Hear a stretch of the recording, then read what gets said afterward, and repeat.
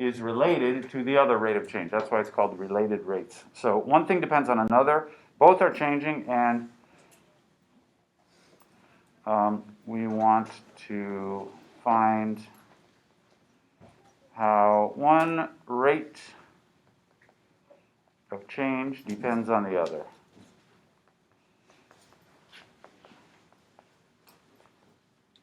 All right. And they are fairly sort of simple word problems to state, although they often can require many steps. Let's just get right down into some examples.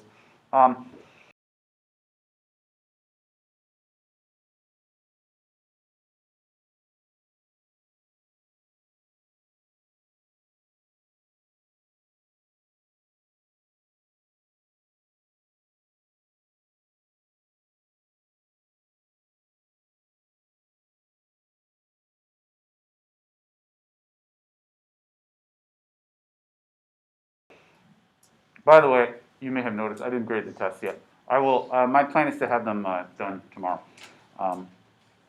Sorry to keep you waiting on those.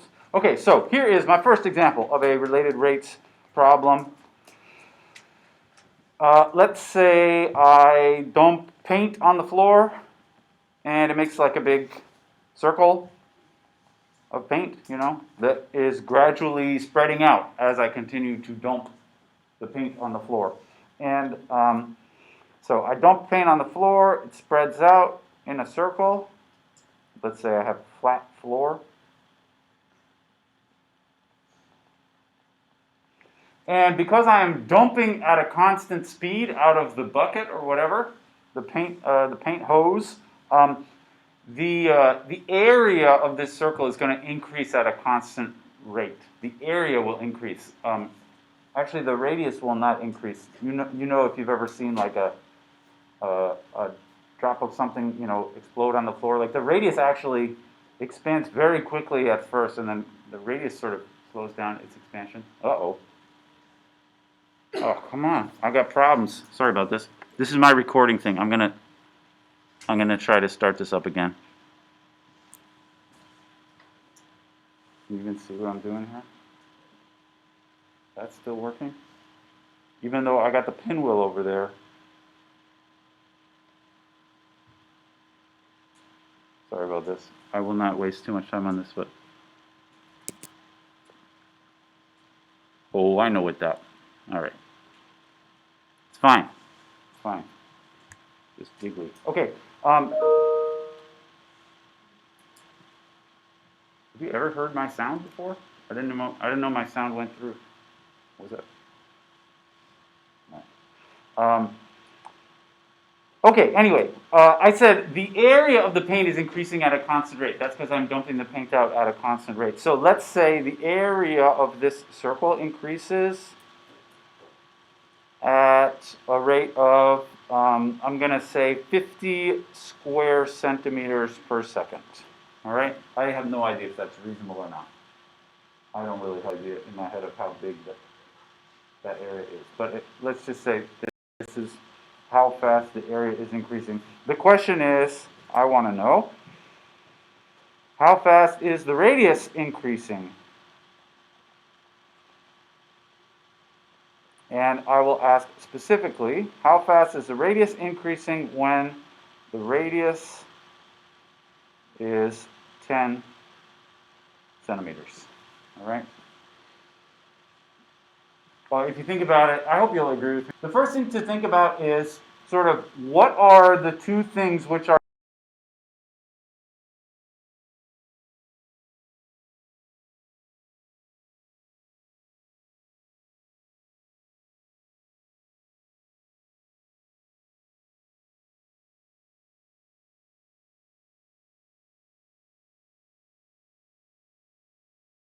depending on one another. Like I said, you always have sort of two things which are changing. In this case, they are the area and the radius, right? Those are the things that we care about. I told you something about the area, and then I asked you something about the radius. And you want to think about, in a circle, which this is, how exactly is the area related to the radius? So our, let me say, our sort of changing quantities are the area and the radius. And everybody knows the relationship in a circle between the area and the radius, right? This is a circle. There's a formula for that, which relates the two. Formula, it is, the area is pi r squared, right? This is the relationship between the area and the radius. And most of these related rates problems will involve you knowing some kind of simple formula, geometry formula or something. In this case, it's the relationship between the area and the radius. As usual, I would expect you to know that formula that I just wrote, although if I'm going to use some more obscure geometry problems, formulas, I would not necessarily expect you to remember them. Okay. This is how the area depends on the radius, but really this question is about when the area is changing, how does that depend on how the radius is changing? So there's actually a straightforward way to translate that formula that I just wrote, which is just about the area and the radius. How do we translate this into a formula about the changes? How we do it is we're going to take the implicit derivative on both sides. Actually, the implicit derivative, it means you do the derivative on both sides. Now, in this case, you should immediately wonder, which one is the variable when I'm taking the derivative? Is it the a or the r? And the answer is it's neither. The variable is over time, right? Both of these things are changing over time. So I'm going to say take the implicit derivative d dt, that is the derivative with respect to time. And what it looks like here is, on the left side, I'm doing this would be the rate at which the area is changing. And in fact, I told you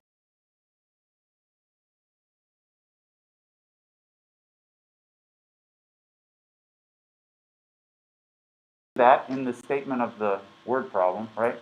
I said the area is increasing at 50 square centimeters per second. And then over here, how do I do the derivative of pi r squared? You do this like the implicit derivative. So first of all, pi is a constant, which means it's just going to stay like it is in the answer. When I do the derivative of r squared, it becomes 2, the 2 comes down, right? 2 pi r. And then, because I'm doing the implicit derivative, it's dr dt. All right? The pi stays problem. Now we decide, this is now the formula which is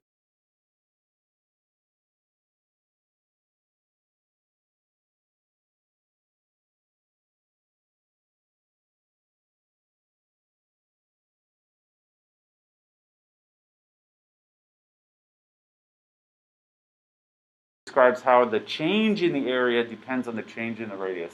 And we have to decide at this point, what exactly am I trying to solve for in this problem? And then hopefully plug in values for everything else and then actually solve for what we want. So we'll solve for, can anyone say what I'm going to solve for? I mean, as far as things that I could solve for, I suppose there are like 3 options, right? I mean, 2 pi is just a constant, but otherwise I have 3 things there. One of them I'm going to solve for as my answer, and the other 2, come back to me.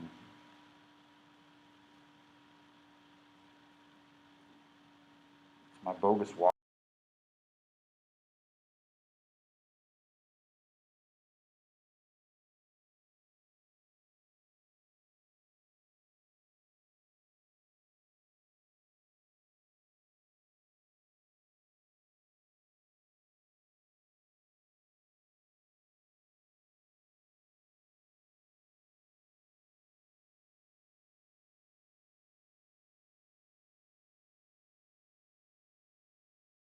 Higher.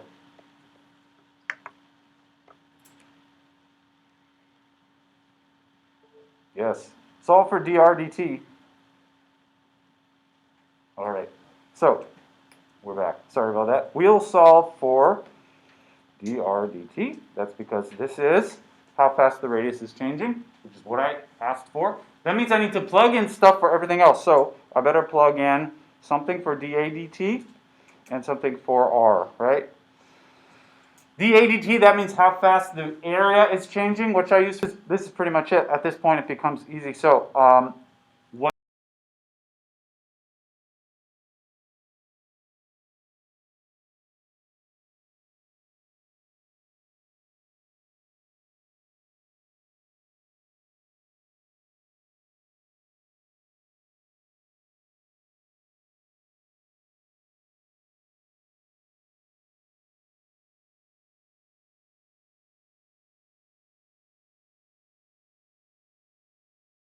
that formula that you still see on the top, I'm about to plug in. dA dt is 50 equals 2 pi, r is 10, and then dr dt. I leave that because that's what I'm solving for. And so just move everything to the other side. dr dt equals 50 over 2 pi times 10. And this is the answer. I plugged this into my calculator. You can simplify that by hand to some extent. I got 0.79 centimeters per second. At that same moment, like when the radius is 10,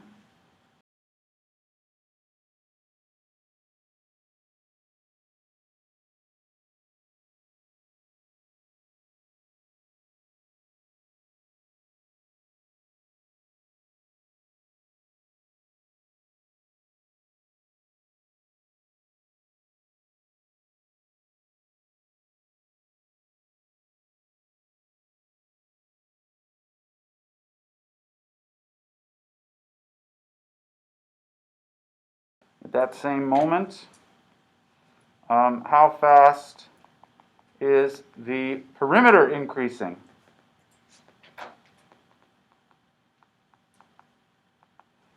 How fast is the perimeter increasing at that same moment? Now you have to think about what's the relationship between the perimeter and the radius, right? Remember, you're still just talking about a circle here. So I'm going to write an equation or a formula relating the radius and the perimeter, right? Anybody know such a formula? Yeah. Sure, yeah. Yeah, like when we talk about a circle, usually we don't say perimeter, we usually say circumference. And the formula for the circumference of a circle is pi times the diameter. What would that be in terms of the radius? Yeah, a pi times 2 times the radius. So this is 2 pi r. I would write it as, just because I said perimeter, I'll call it p. I don't really care what you call it. 2 pi r, right? And from here, we can just do the same thing that I did before. You take the derivative on both sides with respect to t. On the left side, so I'm going to do the derivative, the implicit derivative. On the left side, I just get dp dt. And on the right, I get 2 pi dr dt, right? Because the 2 pi is a constant, so it stays like it is. The r becomes dr dt. And then again, we can decide what we want to solve for and plug in for the rest. Now, in this case, there's really only two things. And I asked the question, how fast is the perimeter increasing? So I want to solve for dp dt, right? That's how fast the perimeter is changing. And that means I have to plug in dr dt equals, that would be how fast the radius is changing, and that's just the answer to the first question that I asked. That was like the answer from part A, which is at the top there, 0.79, right? So if I plug that in, I should be able to solve for dp dt. What do we get? This is dp dt is going to be 2 pi times 0.79. Which is, actually, if you work this out without ever rounding anything, it's exactly 5, actually. That 0.79, remember, had a pi in the denominator. Those will cancel out in convenient ways, and you just get 5. This is 5 centimeters per second, of course, because the perimeter is measured in centimeters, and this is how fast it's changing in seconds. All right? There you go. Any thoughts about that? This is a a fairly easy example of a related rates problem. There's always sort of two things which are both like changing together. And the question involves, if I tell you something about how this one's changing, then you tell me how this other one is changing accordingly. All right? Let's try some more. That was, actually, before we do some more examples, I thought I'd give you sort of a little, just because I said these can actually be pretty complicated. I think that one we just did isn't so complicated, but I want to just sort of write down a general strategy here about, in general solving these. As I'm sure you know, oftentimes the hardest thing about doing a complicated word problem is just like translating the problem into equations, which you can then just kind of do your thing on. So the first thing I would say is figure out which quantities are changing. In the first example, they were the radius and the area. Figure out which quantities are changing and give them names, variable names, right? Sometimes it will be obvious what to call them. I called them A and R before because they were the area and the radius, but you can call it whatever you want. Give them variable names, all right? And then the second thing to do is relate the variables using an equation.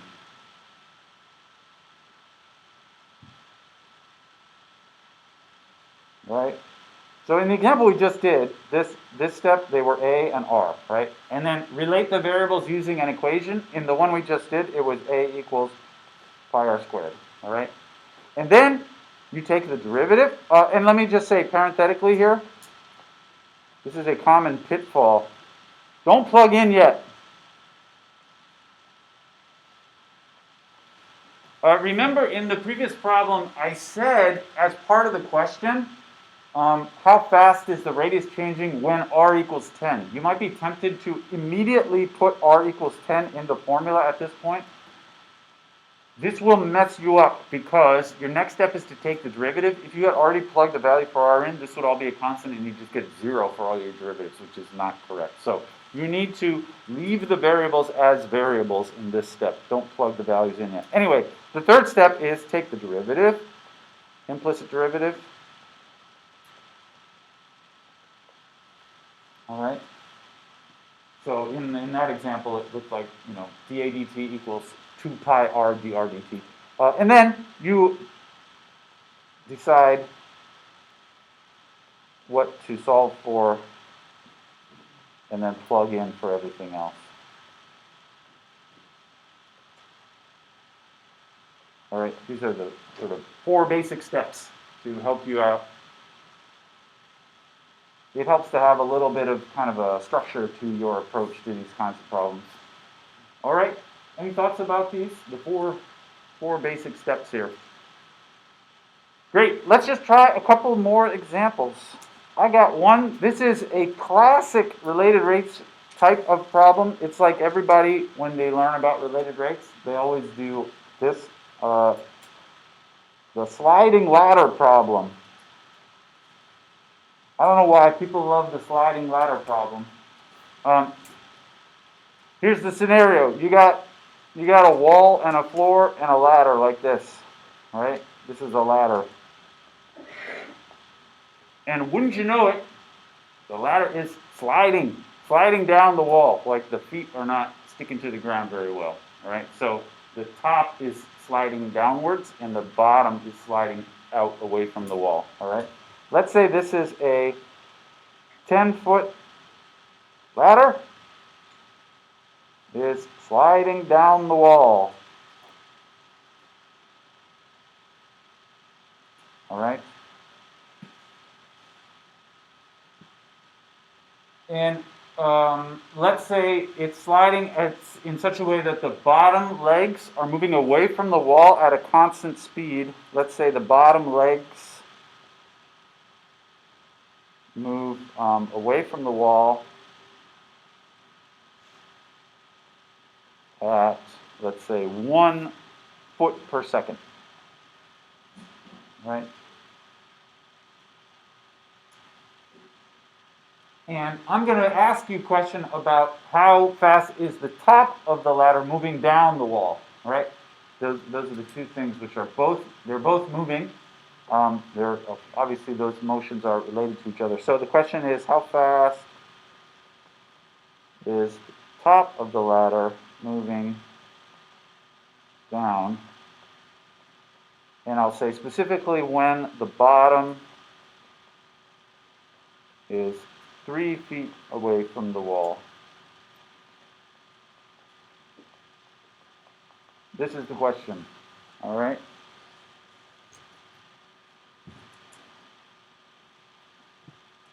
I hope everyone is clear on the scenario.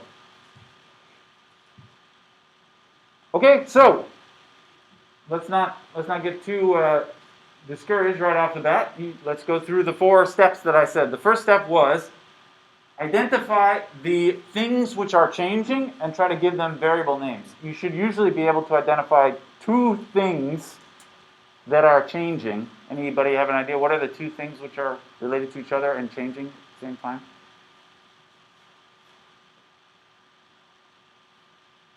There are two things. Yeah, what do you think? Uh-huh. Yeah, right. They are these two distances, right? My question is about the vertical one. How fast is the top moving down? Okay? Those two distances. What do you want to call them? We should give them variable names? This was your idea. You got names for them? What do you think?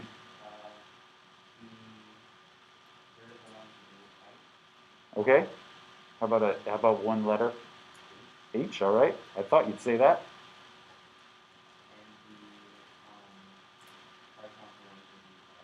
L, okay, great. I'll write a fancy little L like that, so it doesn't look like a 1. Okay, excellent. These are my two variables. On my paper, I call them X and Y, but you do you. You can call them whatever you want, all right? Great. Okay, was that step 1? Step 2, I don't know. The next step is write an equation which relates these two things. Some kind of equation. Now, in the first problem, it was the area of a circle, right? This is completely different, but can anybody see, just looking at this diagram perhaps, is there an equation which relates those two things? It's another simple geometry formula that I know everybody knows. Really, would you mind if I, just to draw a more abstract picture here, what we've got is it's a triangle, right? Where this is, the vertical side is called H, this side is called L. Now, I didn't ask him for a name for the other side. That's because actually the other side is not changing its length, right? The other side, I've said, is a 10-foot ladder, and the ladder is staying the same throughout the entire time, right? So I'm just going to call that 10, because that's how long the ladder is. What do you think? Anybody know there's some kind of equation which relates all these things together? Yeah? Yeah, I would write the Pythagorean theorem in this case. So the equation which relates them all together, and it really should be an equation, like it should have an equal sign in it. In this case, it would be L squared plus H squared equals 10 squared, also known as 100. Although we'll see that 10 is actually not terribly relevant. But anyway, this is the equation which relates the three things. And remember my warning, don't plug in for anything yet. I did say, the question said when the bottom is 3 feet away from the wall, right? So eventually I am going to plug in L equals 3, but not yet, because like I said, if you plug in before taking the derivative, then you're going to get a bunch of zeros, because you will have constants in there which you don't want. I did plug in the 10 because this really is not changing.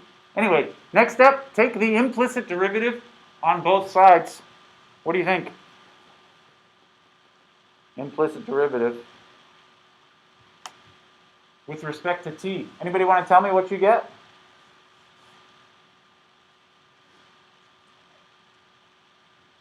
The implicit derivative using t as the variable.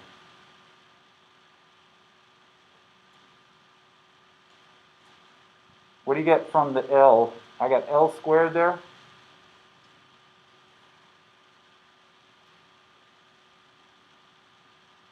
What do you think?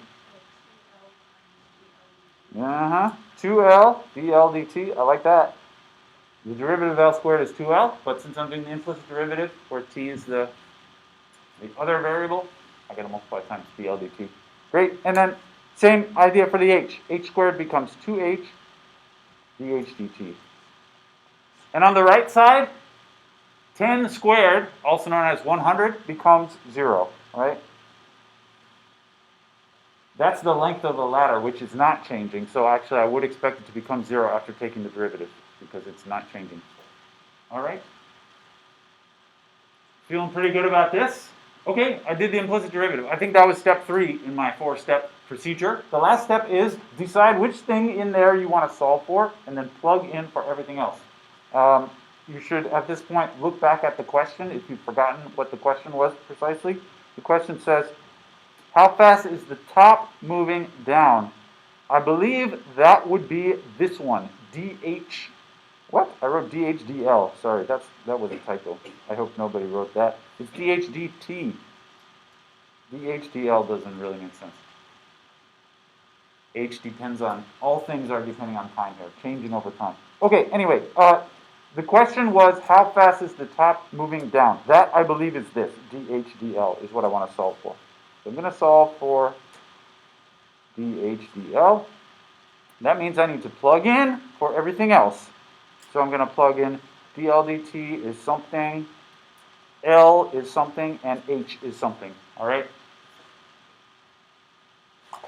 When you work these out, you will see actually one of these is a little tricky. We have to do a little something extra in this problem that we didn't have to do in the previous one, but not yet. So what is dl dt, first of all? That would be how quickly the bottom is moving, and I think I told you that in the problem. I said, what I say? The bottom legs move away from the wall at 1 foot per second. So this is dl dt. That's 1. So this is 1. All right? What is L? That is the actual distance along the bottom when I want to when I want to answer this question. I told you that also. How fast is the top moving down when the bottom is 3 feet away from the wall? That means the L is 3. So this is 3. The one extra little trick is this H here. And I actually didn't tell you that would mean what exactly is the height at that moment when the L is 3, what exactly is the height there? And that's something I didn't tell you. Anyone feel like you could figure that out? 7. This is a good idea, although it's a little more complicated than that. It's because it fits in here, right? Yes. Unfortunately, the way it fits in is like this, with squares in it. It's not like they add up to 10. When you square them up, they add up to 10. But anyway, this is the right idea, though. You can figure out this H. You can find this H using, again, the same Pythagorean theorem formula. L squared plus H squared equals 10 squared. Plugging in L equals 3. And you can solve for the H. All right? You don't get 7 because of those squares. It messes it up. But you can still figure it out. So I go 3 squared plus H squared equals 10 squared. This is 9 plus H squared is 100. And then solve for H. You subtract the 9, you get H squared equals 91. And so H is the square root of 91, which is not a friendly number. It's just square root of 91, what it is. It is what it is. Right? So that's what I put here when I plug in. Square root of 91. So you had to do a little bit of work for that one. But that's what I'm going to plug in to get my final answer. All right? Any thoughts about that? We can just plug them in. So remember what we were doing here? We have this formula here. I intend to solve for DHDL. What? I wrote it again. It's DHDT. I don't know what I'm doing here. Sorry about that. Solve for DHDT. And plug in all this other stuff. Can we do that? So the formula, I can't fit it on the screen. It starts off 2 times L dl dt. L is 3, dl dt is 1. So this is going to be 2 times 3 times 1. That was that first part, 2L dl dt. And then plus 2H, so this is 2, H is root 91, and then dH dt. That's what I'm solving for, equals 0. Right? And then you just solve that for dH dt, and that's going to be my answer. So this is 6 plus 2 root 91 equals, dH dt equals 0. Subtract the 6 and then divide by that thing. dH dt equals negative 6 over 2 root 91. Yes? Yeah, that was just because I said, sorry, I'm going to scroll up. just because I said so in the original problem. How fast is the top moving down when the bottom is 3 feet away from the wall? So that's where the 3 comes from. The 3 was just given. The h, we actually had to compute that, but the 3 was, I told you so. All right? This, just for fun, I plugged into my calculator just to see if it's reasonable. I mean, the bottom is moving at 1 foot per second. If I got something like 1,000 for this, then that would definitely be way off. This, when I figured this out, negative 0.31. What should the units be here? Feet per second, yeah. That's the only units that make any sense, right? This is describing how fast the top of it is moving. It better be something per second, and it better be feet, because everything else is in feet. Great. Anybody surprised that it's negative? What does that mean? Yeah, it just means that the thing is moving downwards, that is what we expect, all right? You know, the h here, the distance of h is actually decreasing, right? H is getting, as a number, it's getting smaller as time goes on, which is why the dh dt is negative. Yeah.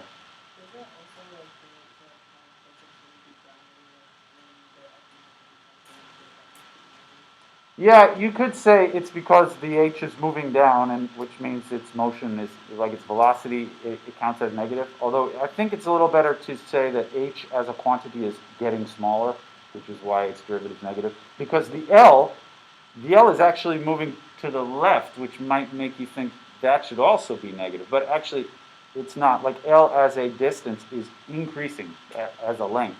L is increasing, even though it's kind of moving to the left. So I would think of it as increasing versus decreasing. All right. Any thoughts about that one? Great. Let's do one more. I had one for you to try, which we will do next time. I don't think we have time for that. This one is similar, although, I mean, it looks pretty different when you see it originally. Okay, so this is I'm going to draw a fantastic little illustration here. This is me here, tall and skinny with a giant head. And I have, I'm like on the edge of the dock, and there's a boat down here. Here's the boat. And I'm pulling the rope that the boat is attached to. There's the boat is on the rope, all right? I'm pulling the rope, and the boat is coming into the dock. This is the scenario. And the question is going to be about, if I pull the rope this fast, how fast will the boat be moving? The boat will not move at exactly the same speed as I'm pulling on the rope, because I'm pulling in like a diagonal direction. So the speed at which the boat moves will be more complicated than just it moves as fast as I'm pulling the rope. If everything was pulling horizontally, then it would be the same speed. Anyway, let's say the dock. Here's the other ingredient that you need to know is that, let's say the dock is 5 feet above the surface of the water. Actually, I'm going to change my diagram a little bit. Let's say my rope, it's really, in order for the geometry to work out, the rope should be attached like to the bottom of the boat. I don't want to have to deal with the height of the boat as a separate variable, so the rope goes down to the bottom of the boat. It's not very realistic. All right, it looks like the boat is like only 6 feet tall, and I'm only 3 feet tall. I don't care about any of that. Okay, let's say I'm pulling the rope, and let's say if I pull the rope at, how about 1/2 feet per second, then how fast is the boat moving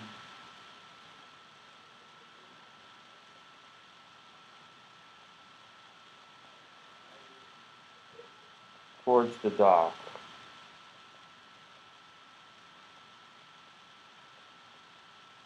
When it's, let's say, 10 feet away.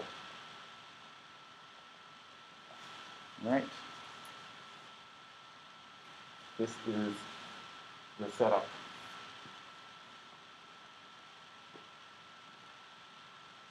I'm pulling the rope, and the question is how fast is the boat moving towards the dock when it's 10 feet away?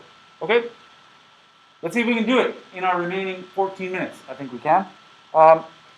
Just like before, your first step should be look at the scenario here and try to decide what are the two, usually it's two things which are changing in this problem as time progresses. I'll give you a hint. It's not the height of the dock. The height of the dock is not changing. So my first step is to decide what are the changing quantities here in this picture. Anybody think you can say? There's usually sort of a giveaway in the question. I mean, the specific question which is being asked is typically about one of those things which is changing. So, yeah, so one of them is just the distance that the boat is away from the dock. That's what the question is about. So that's one thing that's changing. So that's the distance from the boat to the dock. You know, on the picture, that would be this distance right here, right? And it's, I suppose, getting smaller over time, that distance. What would you like to call that distance? X. All right, great. I would accept any answer other than D. D is kind of inconvenient because eventually we're going to take the derivative, and I don't want to say D. Okay, what else is changing?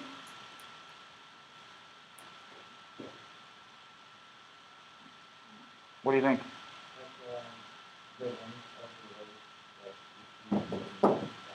That's right, the length of the rope sort of remaining to be pulled.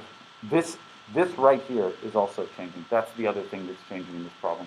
As I pull the rope, that distance shrinks. It also kind of changes its angle, but we don't care about the angle. I mean, I could have asked a question about the angle, but I didn't ask a question about the angle. So this is the other distance. What do you want to call that?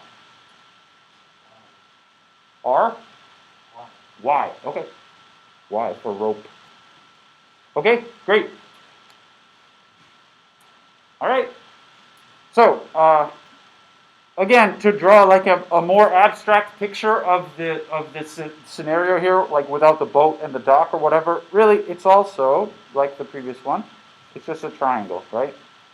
Where the tall side on the left is just 5. That's not changing.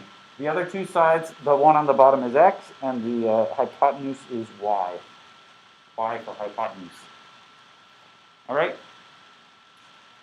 Okay, let's see if we can, like, now actually you're at a point when, if you're used to doing these problems, the rest you can just kind of do sort of mechanically. There are various mathematical steps to do from now on.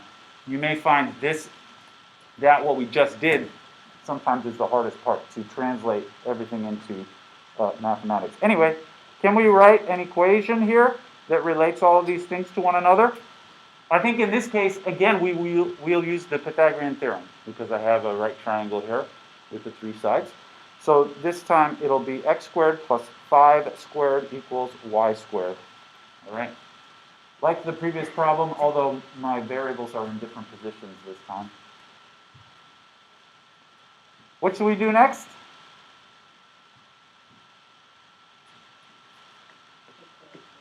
Take the derivative, right. Go everything through the derivative d dt, right? So x squared should become 2x, here's my derivative, 2x dx dt plus 5 squared becomes 0, and then y squared becomes 2y dy dt.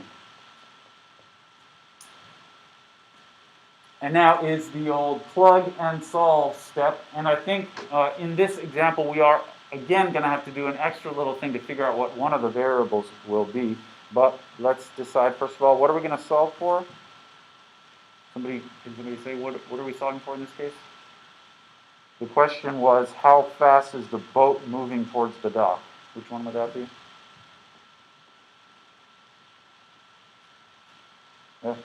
Yeah, that's dx dt. That's how the x is changing. So I solve for dx dt. We'll need to plug in for everything else. Everything else would be x y and dy dt. So x, if you look back at the question, I asked how fast is the boat moving towards the dock when it is 10 feet away. That means the x is going to be 10. It's a little off scale from the picture that I drew. The x is actually longer. So the x I'm going to plug in is 10.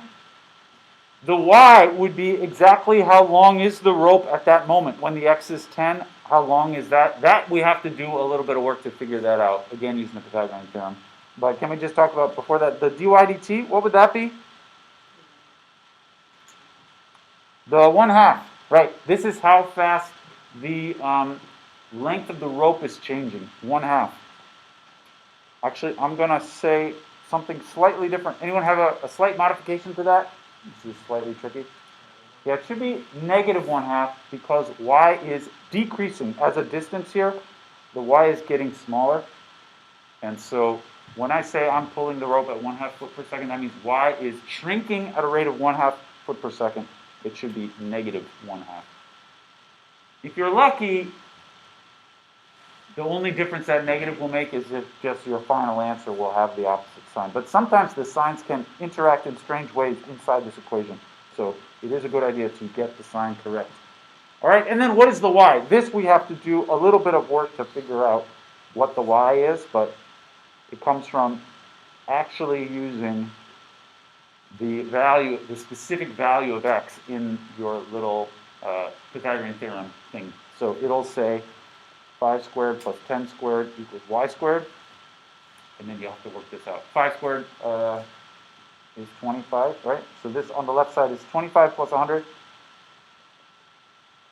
So y is the square root of 125. That's what I use for y.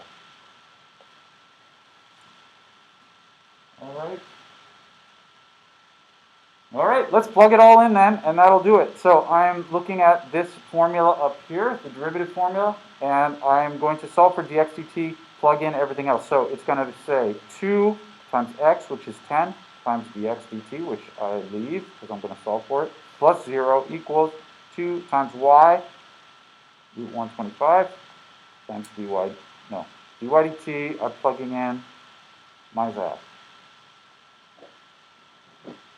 And now I just solve that for dx dt. What do we get? 20 dx dt equals, the 2 and the minus a half will kind of cancel, negative root 125. So divide by 20, and that's that.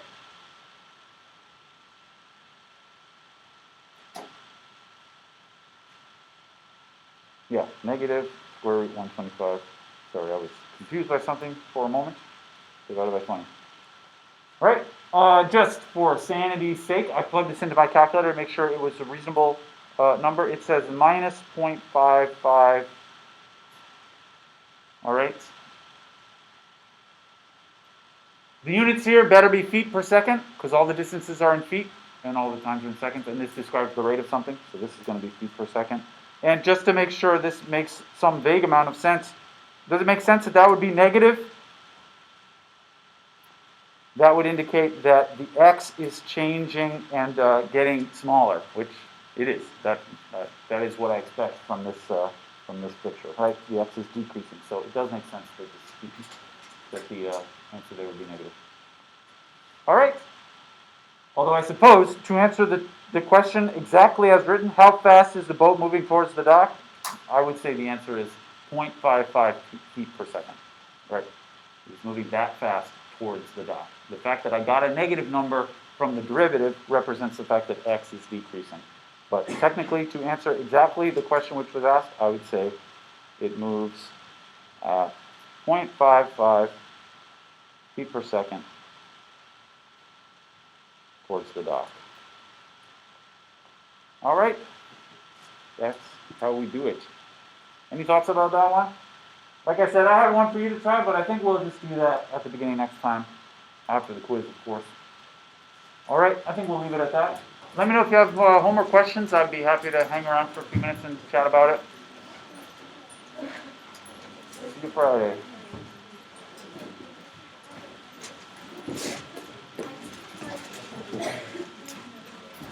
Hey.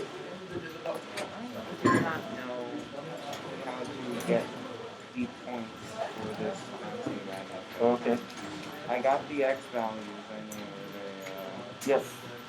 but I don't know how to get it.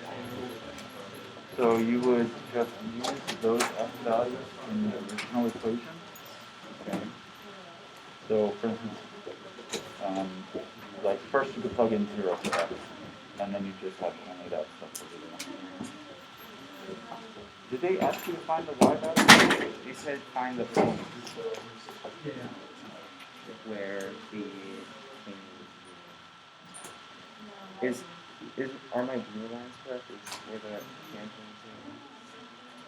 Is that correct? Yes.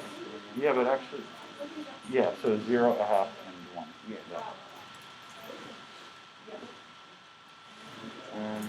Yeah, they asked for the point. So I get 0 here.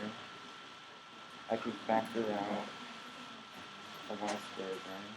Mm-hmm. 2y plus 1 minus y cubed. Yeah, this is not easy to continue to solve though. I thought that the question did not ask you to find the y value. I'll look at the question. Okay, that is a little tricky. I just had a question. Yeah. Well, I was trying to make sure I was doing all this right before I opened the board. Yeah, it is a little complicated. I mean, it looks to me like you should eventually be plugging some point, right? I think they ask you what's the slope at this point for n. Oh, I didn't think it also for the beginning. I got it. Sure.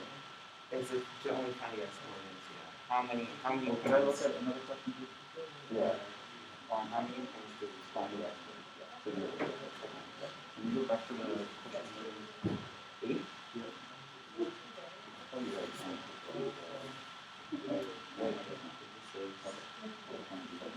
Yeah, I mean this is the right idea.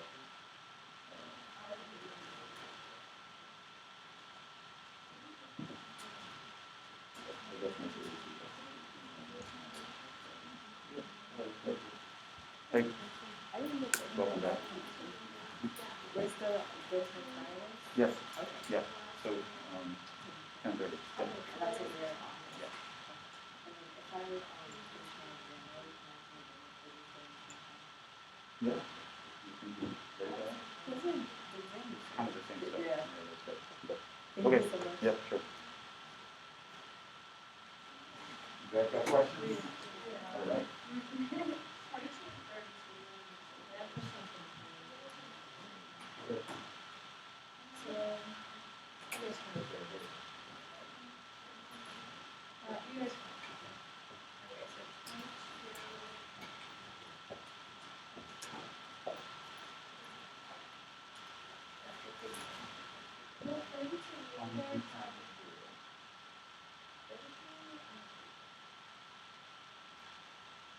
I think we all figured out.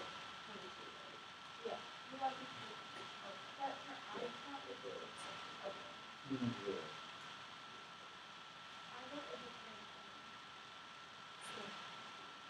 Yeah. I think it wasn't like a big long. I ended up getting red DSP and negative back to the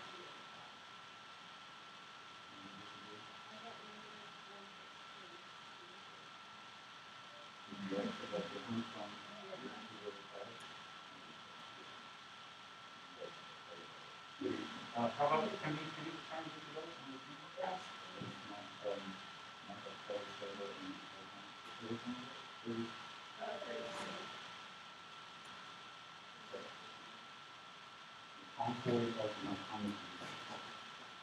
All right, so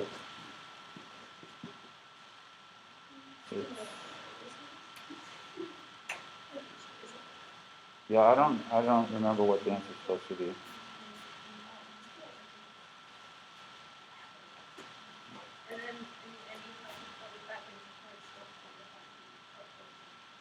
Okay. And then the point they give you 2, 3, and 1. Right? Okay, so maybe one you can tell me. What'd you get on the left side? When you took the derivative? x squared times 2y dx. Mm-hmm. You might probably write y prime just because equation to the right. plus y squared times 2x. Yep. That's the product rule on the left side. Everybody good with that? Okay? And then on the right side, a little more complicated.